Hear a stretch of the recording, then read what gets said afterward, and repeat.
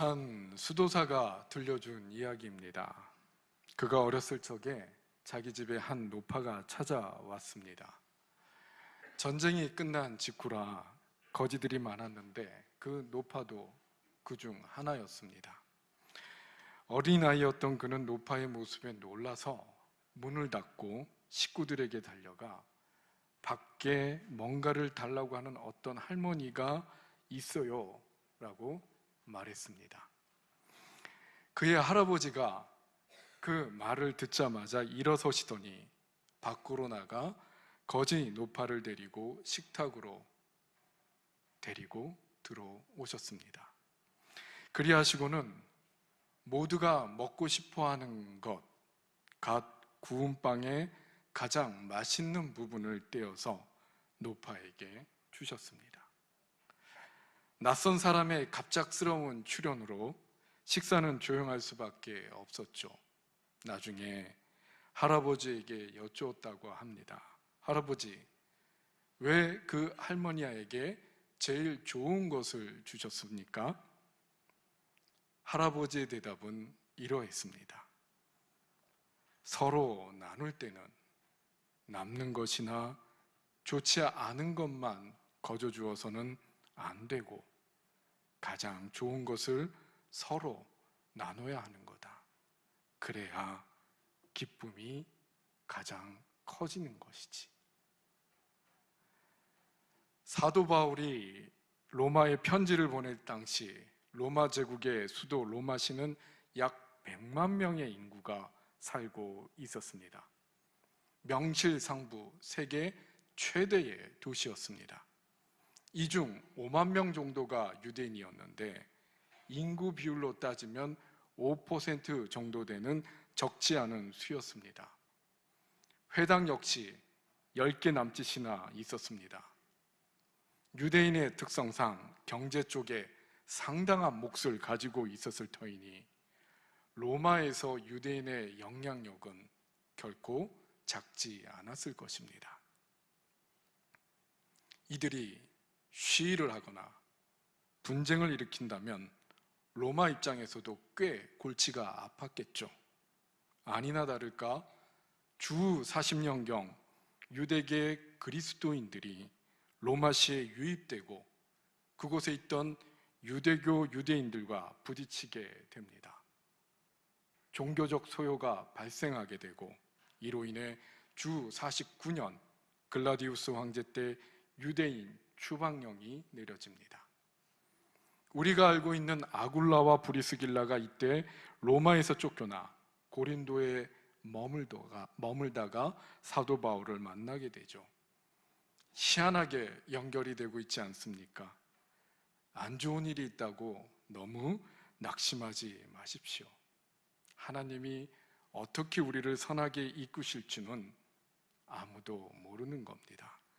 어쨌든 유대인들이 로마에서 추방되었으니 로마에 있던 유대인 숫자는 당연히 줄었겠죠. 또한 유대계 그리스도인의 세도 크게 위축되었습니다. 대신에 이방인 그리스도인의 수와 세가 커집니다. 주후 50년대 중반쯤에 이르게 되면 약화된 추방 정책의 틈을 타서 유대계 그리스도인의 수와 세가 다시 늘어나게 되지만 이방인 그리스도인들은 이들의 수와 세를 훨씬 넘어서게 됩니다. 이들로 인해서 가정교회가 세워지고 이를 중심으로 그리스도인들이 모여들게 됩니다. 바울 사도가 로마에 편지를 보낸 것이 이 즈음입니다. 주 56년 초경에 당시 머물고 있던 고린도에서 우리가 지금 읽고 있는 로마서를 사도 바울은 편지로서 보냅니다. 로마에 있는 그리스도인들을 위로하고 격려하며 복음의 정수를 알려주기 위해서입니다. 존 스토트에 의하면 로마서의 주제는 예수 그리스도를 통한 자유입니다.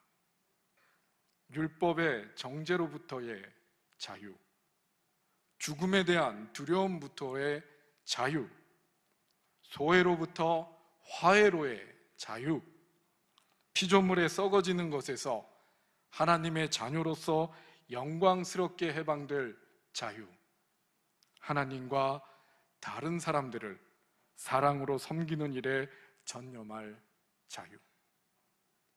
복음은 자유입니다. 로마서 하면 우리에게 떠오르는 것이 있죠. 이신, 칭의. 무슨 뜻입니까? 믿음으로 의롭다 하심을 받음. 율법의 의가 아닌 믿음으로 받는 의는 로마서의 골자입니다. 이신칭의는 자칫 사람의 믿음이 강조되는 듯이 보이지만 실상은 하나님의 은혜와 의가 핵심임을 말해주는 교리입니다. 다시 말해 로마서에서는 하나님의 은혜 그리고 의가 무엇보다도 빛납니다. 사람의 의, 즉 종교적 의, 열심의 의, 행함의 의, 지위의 의 따위 등은 로마서 안에서는 설 자리를 잃습니다. 인간이 처한 가장 짙은 어둠의 밤에 그리스도 예수께서 환한 빛을 들고 들어오셨다. 이것이 복음의 정수이며 로마서의 불꽃입니다. 더 자세한 것은 앞으로 이어질 수요 설교를 통해 밝혀지고 세워지리라 기대합니다. 또한 로마서는 그리스도 예수 안에서 이방인과 유대인의 하나됨, 나아가 만물의 구원과 회복을 선언합니다. 예수 그리스도 안에서의 하나됨과 기독교의 찬란한 종말론적 비전이 오롯이 담겨 있는 거죠. 사도 바울은 로마에 가기를 원했습니다. 더 정확히 말하자면 로마에 있는 그리스도인들을 만나기를 원했습니다. 10절을 볼까요? 어떻게 하든지 이제 하나님의 뜻 안에서 너희에게로 나아갈 좋은 길 얻기를 구하노라. 하나님의 뜻 안에서라는 구절이 보이십니까? 사도는 로마에 있는 그리스도인들에게 가고 싶어 합니다. 그러나 자기의 뜻이 아닌 하나님의 뜻 안에서 좋은 길 얻기를 구하고 있습니다. 구한다는 것은 기도한다는 겁니다. 사도의 기도는 자기의 뜻대로 하나님이 움직여주기를 구하는 기도가 아닙니다. 사도는 자신만이 마치 하나님의 뜻을 다 아는 것처럼 기도하지도 않습니다. 사도는 기도 속에서 오직 하나님의 뜻을 기다리고 있습니다. 사도 바울은 로마를 거쳐 서바나, 지금의 스페인에게까지 선교하기를 원했습니다. 그러나 그 모든 것이 하나님의 뜻 안에서 놓이는 길, 그 길을 바라고 기도하고 있었으니 이것이 우리가 본받아야 할 기도임은 두말할 필요가 없습니다. 사도 바울은 하나님이 자신에게 주신 은사를 로마의 그리스도인들과 나누고 싶어 했습니다. 이를 통해 로마의 그리스도인들을 견고하게 세우고자 함이었습니다. 11절의 말씀입니다. 내가 너희 보기를 간절히 원하는 것은 어떤 신령한 은사를 너희에게 나누어 주어 너희를 견고하게 하려 함이니. 그러나 사도는 이 모든 일이 자신의 은사로만 이룰 수 없는 것임을 알았습니다. 연이어 이어지는 12절의 말씀입니다. 이는 곧 내가 너희 가운데서 너희와 나의 믿음으로 말미암아 피차 아니함을 얻으려 함이라. 로마의 그리스도인들의 믿음과 바울 자신의 믿음 모두가 있어야 했습니다. 그리고 서로의 믿음을 통해 얻는 유익은 피차 안위, 즉 서로 격려받는 것이었습니다. 나의 은사가 나만을 높인다면 사도 바울이 무엇을 위해 자신의 은사를 나누려고 했는지를, 왜 그것이 혼자의 믿음만으로는 얻을 수 없었는지를, 또한 그 결과는 나누는 자와 나눔을 받는 자 모두가 격려받는 것이었음을 헤아려야 함이 마땅합니다. 모든 은사와 모든 믿음은 그리스도께서 우리에게 주신 형제와 자매를 위한 것임을 잊지 말아야 할 것입니다. 바울은 빚진 마음으로 복음을 전합니다. 사람에게 바울이 빚진 적이 없었으니 그 빚은 주님께서 지우신 빚입니다. 주님이 바울에게 복음을 맡기고 사람에게 차별 없이 전하라 하셨으니 그것을 전해주지 않으면 고스란히 바울의 빚이 되고 마니 바울은 헬라인에게도 야만인에게도 지혜 있는 자에게도 어리석은 자에게도 다 복음을 전해야 했습니다. 우리도 마찬가지입니다. 복음은 우리가 가진 가장 큰 보석입니다. 그러나 이 보석은 다른 이에게도 전하라고 주신 주님의 것이고 이를 받아야 하는 다른 이의 것이기도 하니 전해주지 않으면 우리는 고스란히 빚쟁이의 꼴이 되고 마는 겁니다. 사실 내 것도 아니고 내가 원한 바도 아니지만 그래서 오히려 자랑할 것도 부끄러워할 것도 없습니다. 우리는 빚진 자로서 전할 뿐입니다.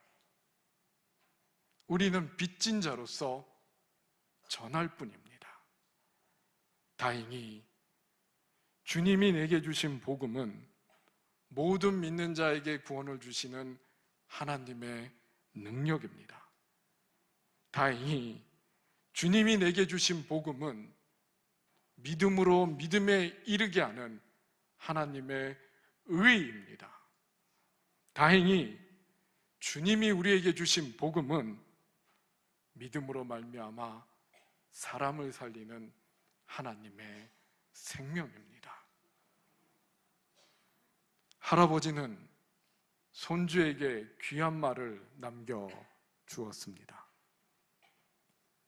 서로 나눌 때는 남는 것이나 좋지 않은 것만 거저줘서는 안 되고 가장 좋은 것을 서로 나눠야 하는 거다. 그럴 때 가장 기쁨이 커지는 법이지. 하나님께서 내게 보내신 모든 이들에게 가장 좋은 것, 즉 예수 그리스도와 그분의 복음을 나누는 한 해가 되어야 할 것입니다. 그래야 할 때 우리의 기쁨은 가장 커질 것입니다. 황제의 의와 소식이 넘치는 황제의 도시에서 사도 바울은 하나님의 의와 그분의 복음을 전하였습니다. 지금도 우리를 살리는 것은 사람의 의가 아닌 하나님의 의와 그분의 복음입니다. 기도하겠습니다.